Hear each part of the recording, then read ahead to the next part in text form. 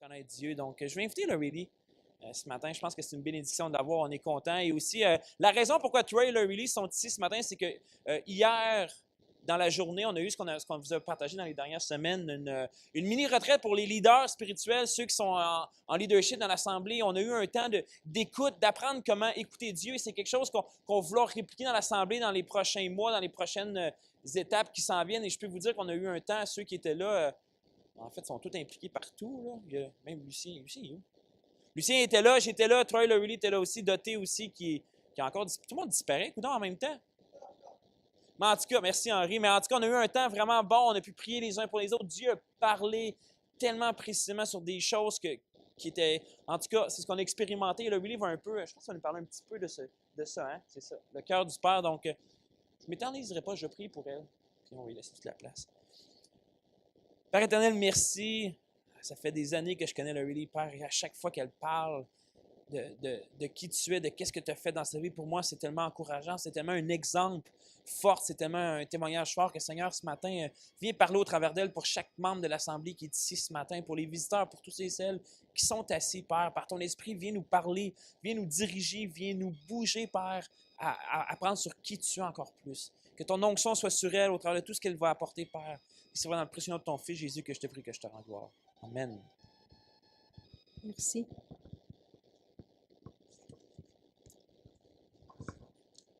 Je ne vais pas vraiment parler de comment entendre la voix de Dieu aujourd'hui, mais je dirais le sujet de ce matin, si on ne le saisit pas bien, on va toujours avoir la difficulté à comprendre ce que Dieu veut nous dire. Donc, ça, c'est vraiment la base. Et, donc, je vais juste commencer avec une histoire, OK?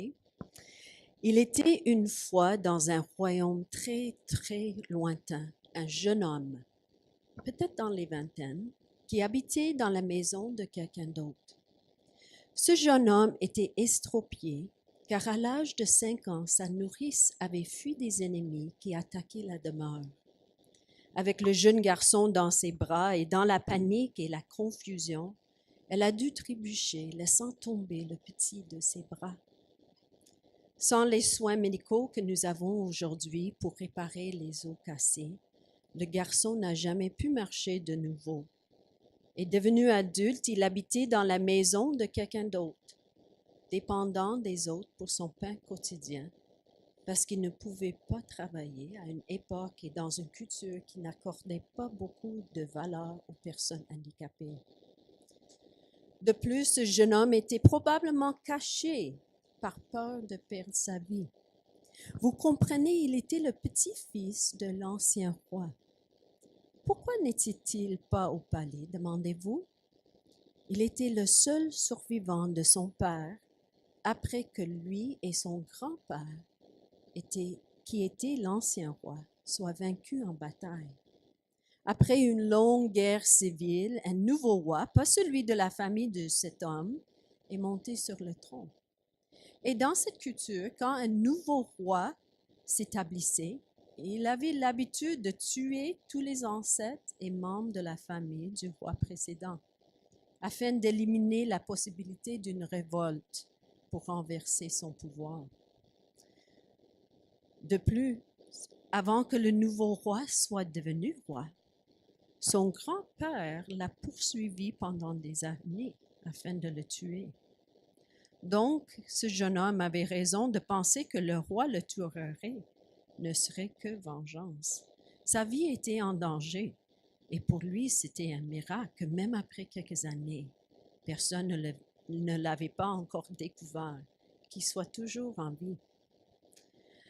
Mais ce jeune homme, appelé Méphibosheth, a eu un réveil brutal un jour, lorsqu'un ancien serviteur de son grand-père a cogné à la porte. « Siba, que fais-tu ici? Cela fait des années que je ne t'avais pas vu. Que veux-tu? »« Je suis ici pour toi, Méphibosheth. Il faut venir avec moi. »« Mais pourquoi? Qu'ai-je fait? Que veux-tu? » C'est pas moi, c'est le roi David. Il veut te voir. » Il faut revenir avec moi à Jérusalem pour se rendre au palais. Le roi t'attend. » Le visage de Méphibosheth est devenu complètement blanc. Alors, il m'a finalement retrouvé. Donne-moi un peu de temps. Je veux faire mes adieux. C'est ainsi que l'ancien fils de Jonathan, petit-fils de Saül, est venu au palais du nouveau roi David. Nous lisons en 2 Samuel 9, lorsque Méphibosheth, fils de Jonathan, fut arrivé chez David, il s'inclina face contre terre et se prosterna devant lui. Peut-être son cœur espérait que le coup meurtrier viendrait vite et sans trop de souffrance. Mais écoute ce qu'il a entendu. Méphibosheth, oui mon roi, c'est moi, ici pour te servir. Mais Méphibosheth, n'aie pas peur. Je t'assure, je veux te traiter avec gentillesse. Méphibosheth tira sur son oreille. Il avait du mal entendre. Ce n'était pas possible. N'aie pas peur. Mais non. Voilà encore. Le roi David s'adressait de nouveau à lui. Méphibosheth, n'aie aucune crainte. Ton père Jonathan était mon meilleur ami et je veux honorer notre amitié en te traitant avec gentillesse. Je veux te redonner tout ce qui t'appartient, ton héritage, ce qui te revient de droit par ton grand-père Saül. Méphibosheth répond, mais qu'est donc ton serviteur pour que tu t'intéresses à lui? Je ne vaux pas plus qu'un chien mort. Mais David répond en allant encore plus loin dans la bénédiction et la gentillesse.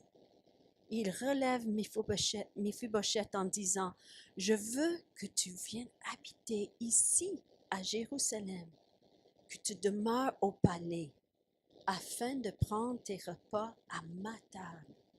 Pour la restante de tes jours, je veux te traiter comme un de mes fils. » Ainsi, Méphibosheth mange à la table royale, comme s'il était l'un des fils du roi.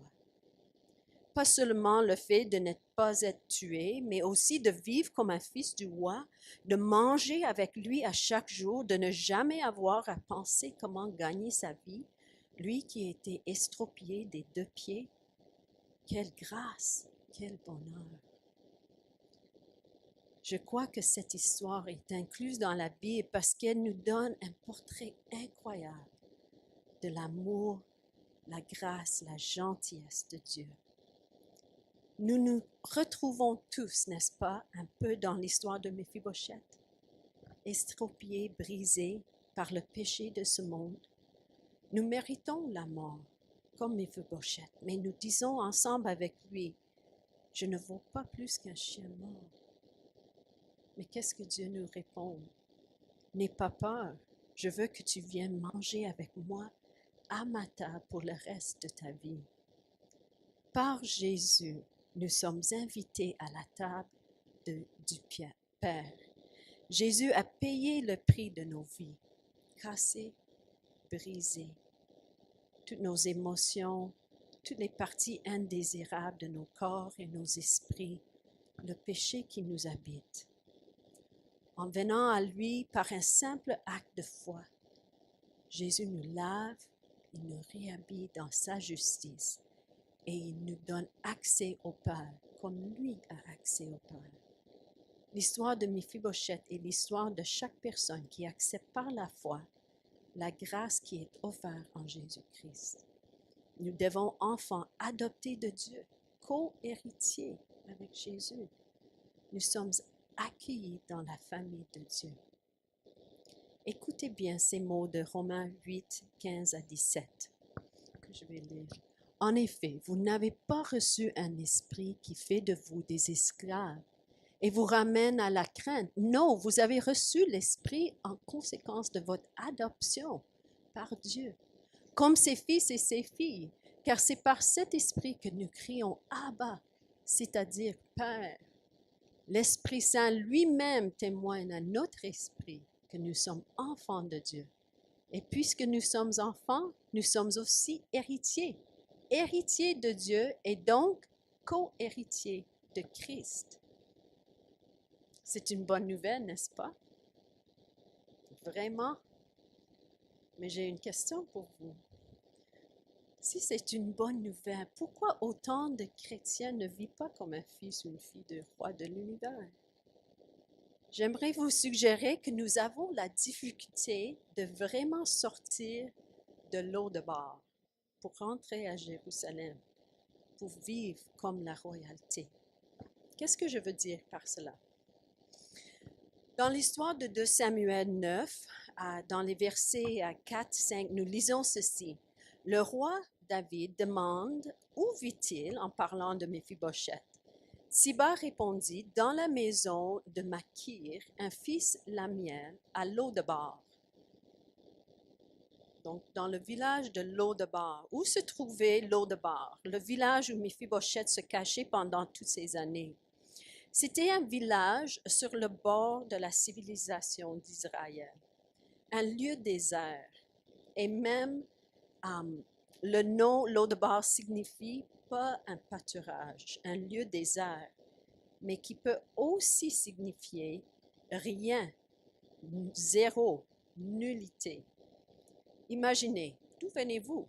Moi, je viens de village de rien.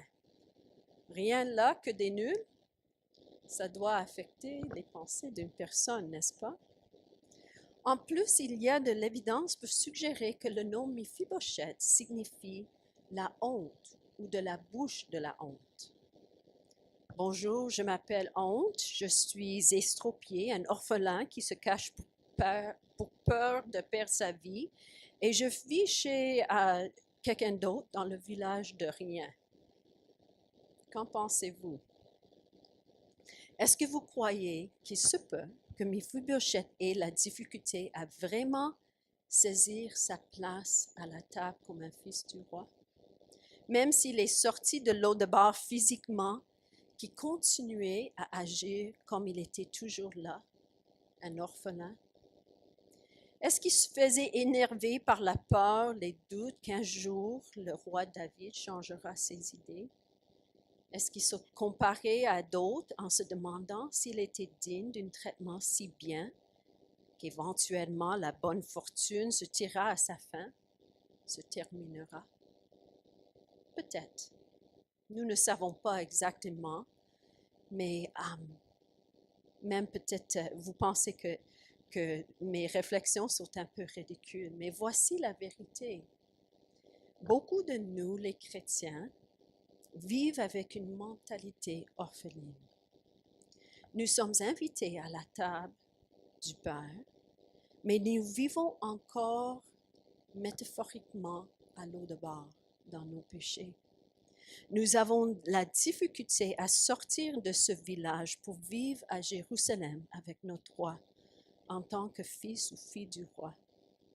Nous proclamons que nous sommes sauvés par la grâce, que nous sommes enfants de Dieu, mais notre théologie de tête et notre théologie du cœur sont peut-être pas pareilles.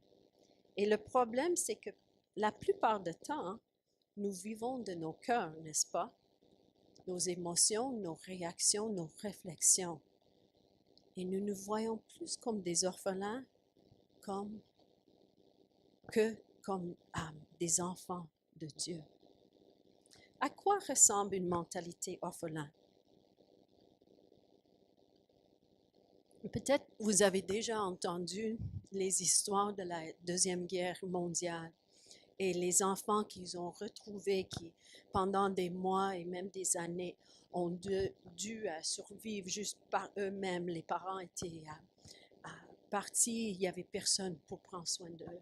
Et quand ils ont rassemblé tous ces enfants dans des lieux sécuritaires avec 3 repas par jour, ces enfants continuaient à agir comme s'ils étaient encore dans les rues, qu'ils avaient besoin de trouver leur propre nourriture à chaque jour. Et surtout, ils avaient beaucoup de difficultés à dormir la nuit. Mais quand les personnes qui prenaient soin d'eux leur a donné un morceau de pain avec lequel ils pouvaient dormir la nuit. Là, les enfants étaient capables de s'endormir parce qu'ils savaient que le lendemain, le matin, il y aura quelque chose à manger. Ça, c'est une mentalité orpheline. Vous comprenez un peu? Voilà quelques caractéristiques d'une mentalité orpheline. On peut se refermer sur soi-même, être sur la défensive, ressentir beaucoup d'insécurité parce que nous imaginons que nous ne pourrons jamais être suffisamment bons. On cherche des moyens d'obtenir ce dont on a besoin de peur de ne pas avoir assez. On a l'impression de vivre constamment dans l'angoisse, dans l'inquiétude, parce que nous ne sommes pas convaincus de notre identité. Peut-être on pense qu'on doit plaire à tout le monde, parce que notre place n'est pas sécuritaire. Donc, on a peur que si quelqu'un n'est pas content avec nous, quelque chose de mal va arriver. Des fois, c'est vivre avec une mentalité de pauvreté plutôt qu'une vie d'abondance. Ça pourrait amener à se regarder le nombril, se concentrer sur nous-mêmes, ce qui peut nous amener à transformer notre insécurité intérieure en une pauvre image de soi, la honte, même la dépression.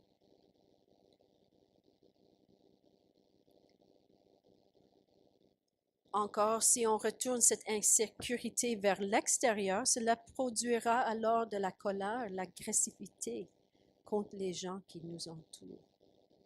Mais pourquoi nous avons cette mentalité, la difficulté de saisir l'amour et le cœur du Père pour nous? Il y a peut-être plein de raisons. Souvent, c'est relié à la façon dont nous avons été traités en tant qu'enfants par notre propre Père de la terre. Mais même à ça, même si on a un bon Père ici, des fois, il y a des mensonges de l'ennemi qui viennent par la vie. Il pourrait être toutes sortes de raisons pourquoi on a cette mentalité d'orphelin. Quel est l'opposé d'une mentalité orpheline? C'est l'adoption, comme j'ai lu en Romains 8. Et écoutez Éphésiens 1, 3 à 6. Béni soit Dieu, le Père de notre Seigneur Jésus-Christ, car il nous a comblés de toute bénédiction de l'Esprit dans le monde céleste en raison de notre union avec Christ. En lui, bien avant de poser les fondations du monde, il nous avait choisis pour que nous soyons saints et sans reproche devant lui. Puisqu'il nous a aimés, il nous a destinés d'avance à être ses enfants qu'il voulait adopter par Jésus-Christ. Voilà ce que, dans sa bonté, il a voulu pour nous, afin que nous célébrions la gloire de sa grâce qu'il nous a accordée en son Fils bien-aimé. Quels sont les domaines auxquels nous avons accès en tant qu'enfants adoptés? Je crois que nous avons des feuilles. Troy, oui? Tu les as laissées à la maison? OK. Viens me voir après si vous êtes intéressé, parce que j'ai plein de versets. Je ne veux pas tout lire ce matin. Mais nous avons besoin de saisir c'est quoi notre identité en Christ. Et une des meilleures façons de le faire, c'est de méditer sur les vérités de la Bible, ce que Dieu nous dit par sa parole concernant notre identité, notre héritage en Christ. Donc voilà quelques domaines, juste quelques-uns. On pourrait parler de ça tout le matin. Premièrement, on a la sécurité. Dieu nous rend sécures. On a l'approbation de notre Père. On a un accès au Père. Il n'est pas un Dieu distant. C'est un peu comme si on avait le numéro de téléphone de Justin Trudeau. Comme personne ne va l'avoir, mais je suis sûre que ses enfants ont ce numéro cellulaire, n'est-ce pas? Mais nous, c'est pas Justin Trudeau, c'est le Dieu de l'univers. On a accès à Dieu. C'est incroyable. On a son numéro privé. On peut l'appeler n'importe quand, n'importe quelle circonstance. Il va nous parler. On a la provision de Dieu qui a créé l'univers, que juste par sa parole, tout vient en existence. On a accès à cette provision-là. Donc pour chacun de nos besoins, il a la solution, il a la provision. Il est pour nous un soutien aussi. On n'a pas besoin d'aller dans la vie toute seule. On a cette personne à côté de nous qui va toujours nous soutenir. On a le mentorat de Dieu lui-même. On aimerait tous avoir un bon mentor, n'est-ce pas? Quelqu'un pour nous guider dans nos décisions, des passages difficiles dans la vie, nous donner la sagesse pour la prochaine saison de nos vies. Mais Dieu est pour nous un mentor. Le Saint-Esprit est là pour nous conseiller. On a une discipline saine. Ça, c'est une bonne chose, n'est-ce pas? Peut-être on a des mauvaises expériences avec la discipline, quelqu'un qui nous a traités avec la honte et l'agressivité. Mais ce n'est pas comme ça que Dieu nous ramène sur le bon chemin. Mais on a tous besoin de temps en temps quelqu'un qui va nous bien discipliner. Et c'est ça que Dieu fait pour nous. Nous portons le nom de Dieu. Avez-vous déjà pensé à cela? Que votre nom, c'est le nom de Dieu qui est en toi. Et on a l'affirmation de Dieu lui-même. Il nous dit qu'on est ses enfants qui nous aiment.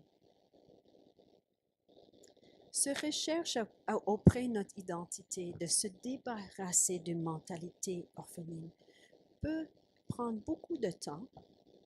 Il faut souvent que Dieu enlève des couches après couches, lentement, mais sûrement, notre théologie de tête et notre théologie du cœur correspondent, afin qu'enfin nous vivons dans la vérité de qui nous sommes. En partie, cela se passe par l'expérience de prier et laisser le Saint-Esprit agir dans nos vies. Des fois, il faut se mettre dans des contextes intentionnellement afin de recevoir une guérison. Et j'ai vu sur le babillard en descendant l'escalier que dans quelques semaines, la conférence Renversons les forteresses va se donner encore. Je crois que c'était donné ici à Rimouski il y a quelque temps et maintenant encore à Lévis. Mais des fois, on a besoin d'aller dans ces places-là pour vraiment faire comme un genre de nettoyage sur certaines expériences dans la vie et de dire, je mets ce temps à part pour toi, Jésus, pour que tu me parles, tu me guéris et que tranquillement et même peut-être un peu plus rapidement, je saisis mon identité en Christ et je commence à vivre selon cette identité, pas une identité d'un orphelin.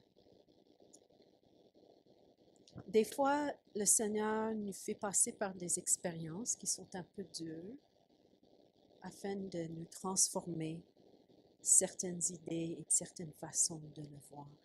Et pour conclure ce matin, c'est ça que je veux faire. Je veux raconter un peu mon expérience et comment Dieu a guéri cette partie de mon cœur qui était encore une mentalité d'orpheline. Donc moi, je suis née dans une famille chrétienne, une famille qui a servi le Seigneur, qui aimait le Seigneur, un bon papa, une bonne maman.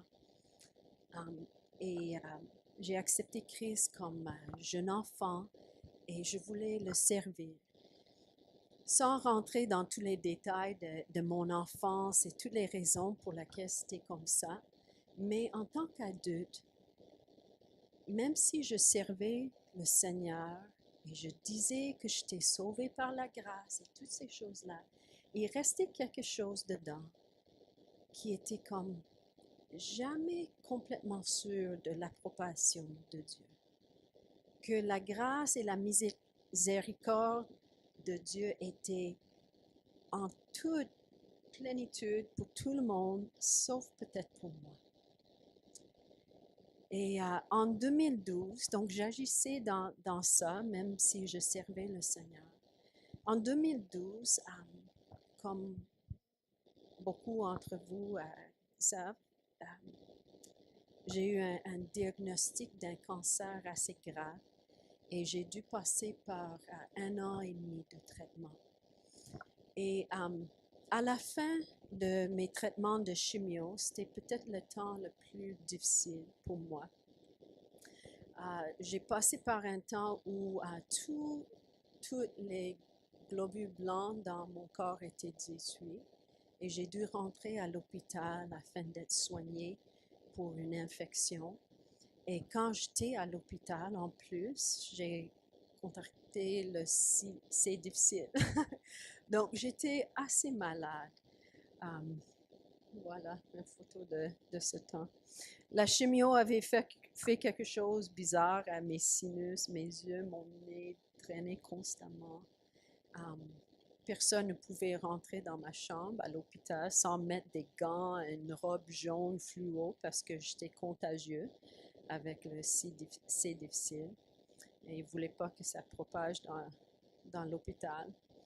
Je sentais vraiment laide et moche, pas aimable.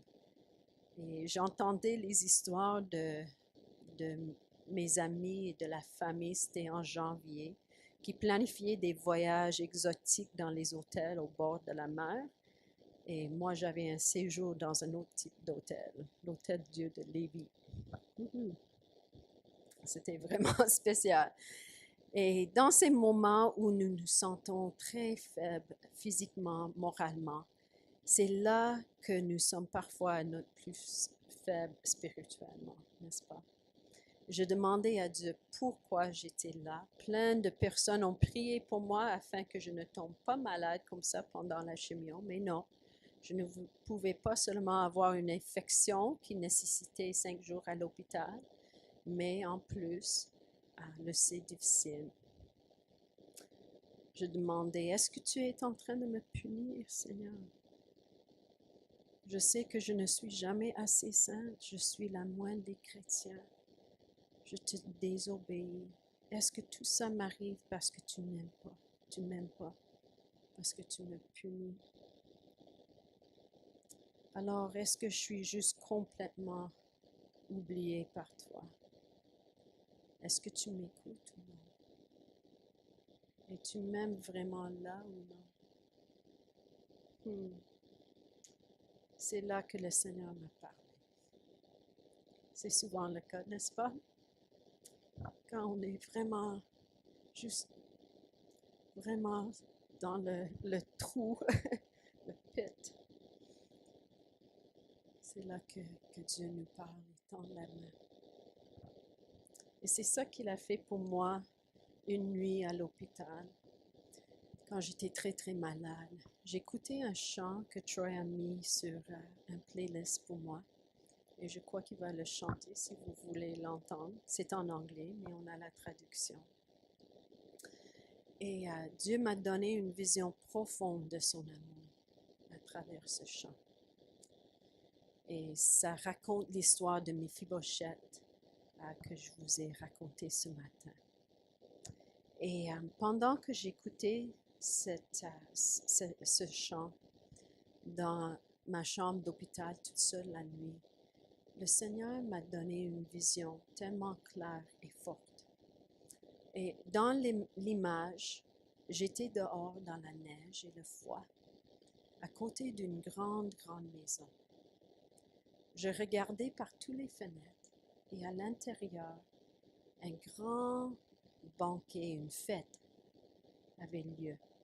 Il y avait de la joie, du bonheur partout. Les gens riaient, mangeaient vraiment de la bonne bouffe.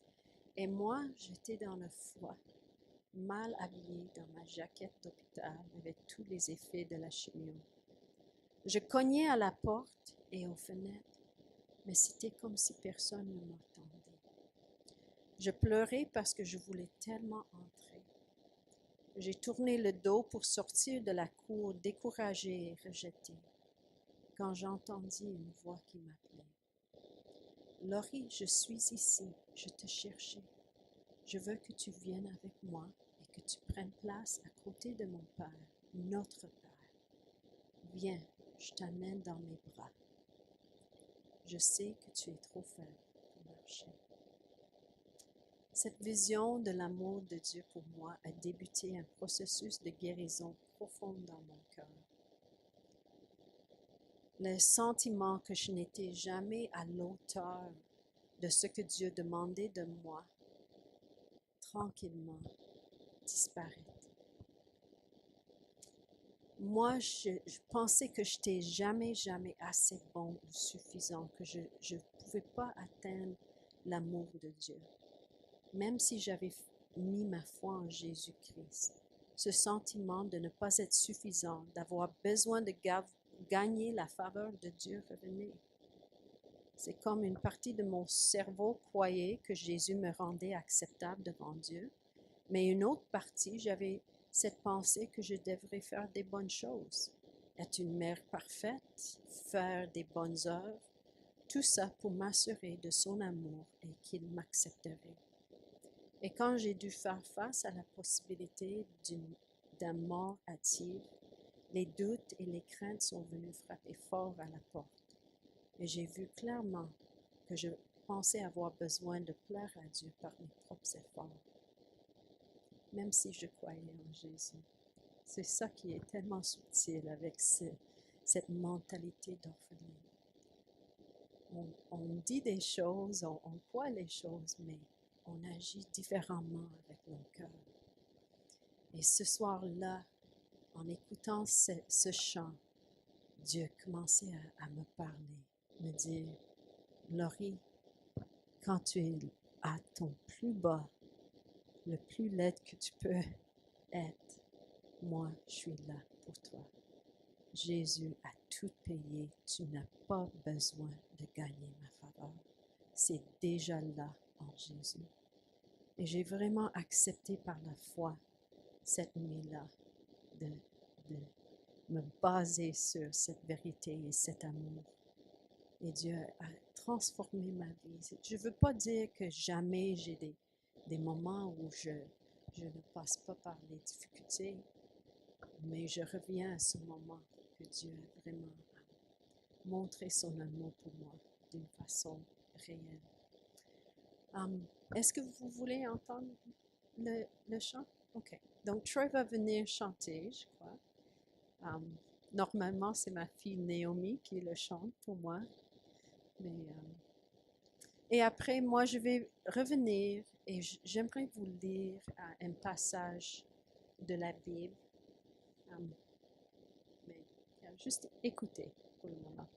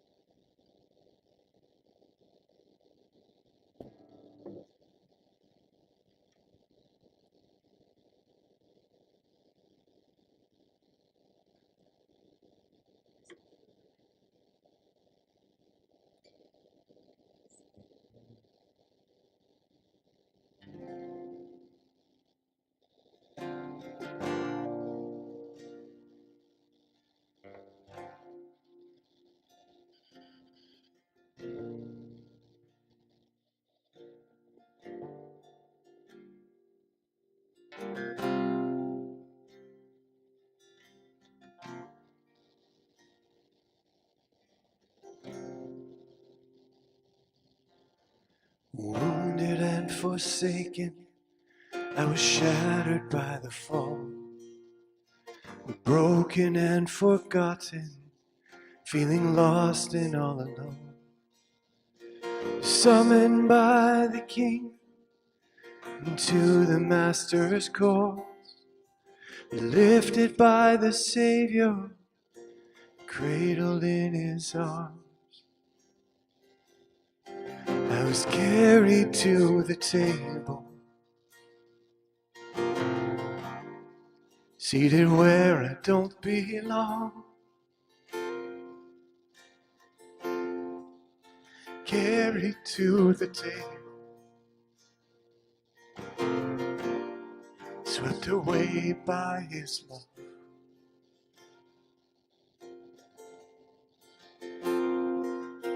And I don't see my brokenness anymore when I'm seated at the table of the Lord, and carried to the table. The table of the Lord.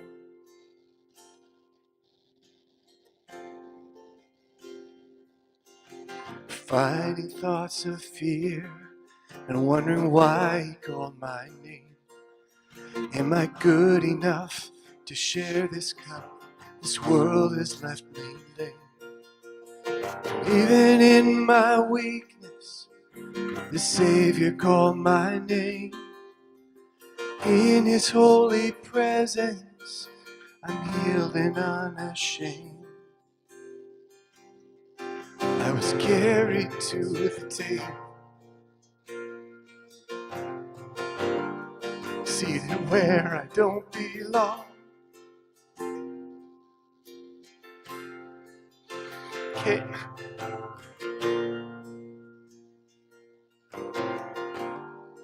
Swept away by his love.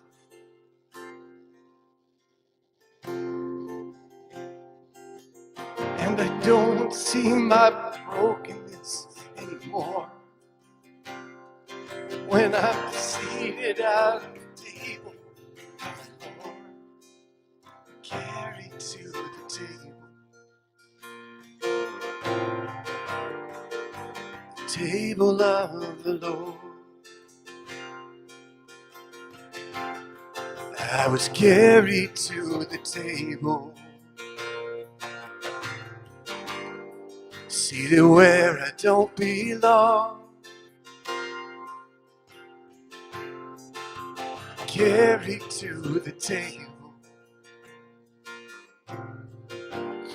swept away by his love.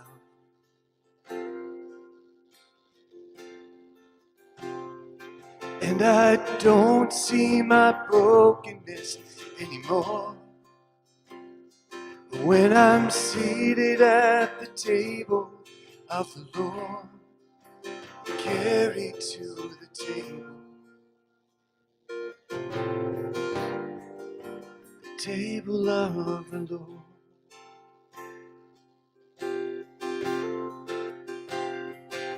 And I don't see my brokenness anymore when I'm seated at the table of the Lord, carried to the table.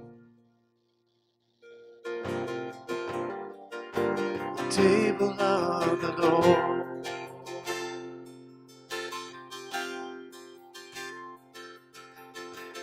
You carried me, my God. You carried me.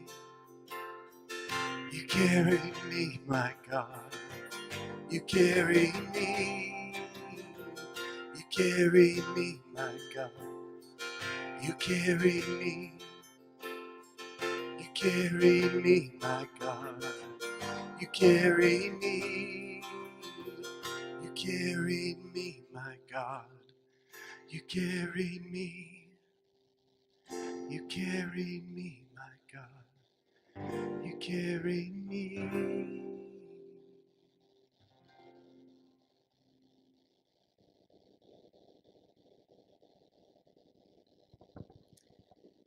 J'aimerais inviter, on a un dernier chant, et donc peut-être les musiciens, vous pouvez venir. Et quelques-uns d'entre vous aujourd'hui, vous avez vraiment besoin de saisir un peu plus aujourd'hui cet amour de Dieu pour vous. Et je veux terminer en lisant un psaume pour vous, que peut-être vous ne l'avez pas entendu de cette façon, comme Dieu vous parlait ce matin. Donc, vous pouvez jouer pendant ça. Donc, juste fermez les yeux si vous voulez. Vous pouvez mettre vos mains dans une position de recevoir si vous voulez, si ça peut vous aider ce matin. Mais écoutez, parce que ça, c'est la vérité. Ça, c'est la vérité. C'est ça que Dieu déclare sur toi aujourd'hui. Je regarde jusqu'au fond de ton cœur et je sais tout de toi. Je sais si tu t'assis ou si tu te lèves, longtemps d'avance. Je connais tes pensées. Je remarque si tu es dehors ou chez toi. Je suis au courant de tout ce que tu fais. La parole n'est pas encore arrivée à tes lèvres et je sais déjà tout ce que tu vas dire. Je suis derrière toi, devant aussi. Je pose ma main sur toi. Je te connais à ce point et c'est trop merveilleux pour toi. Dépasse tout ce que tu peux comprendre. Où pourrais-tu aller loin de moi ou fuir loin de ma présence? Si tu montes au ciel, je suis là. Si tu te couches parmi les morts, me voici. Si tu t'envoles jusqu'au soleil levant ou si tu vas t'établir au soleil couchant, même là, ma main te guide. Ma main droite ne te lâche pas. Si tu dis que l'obscurité m'engloutisse, qu'autour de moi le jour se fasse nuit, pour moi l'obscurité devient lumière et la nuit claire comme le jour. Ténèbres ou lumière, pour moi c'est pareil. C'est moi qui a créé ta conscience, qui t'a tissé dans le ventre de ta mère. C'est moi qui ai fait ton corps une aussi grande merveille. Ce que je réalise est prodigieux.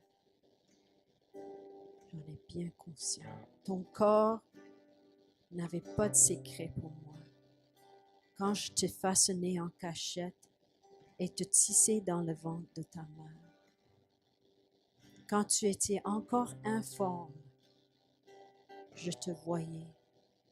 Et dans mon livre, j'avais déjà noté toutes les journées que je prévoyais pour toi, sans qu'aucune d'elles ait pourtant commencé. Il est difficile de saisir par la pensée toutes ces choses. Et même si tu arrivais au bout de ton calcul, tu n'aurais jamais fini de me comprendre. Et voici notre prière aujourd'hui. Ô Dieu, regarde jusqu'au fond de nos cœurs. C'est toi qui connais tout de nous. Mets-nous à l'épreuve. Reconnais nos préoccupations profondes et conduis-nous sur le chemin qui a toujours été le tien.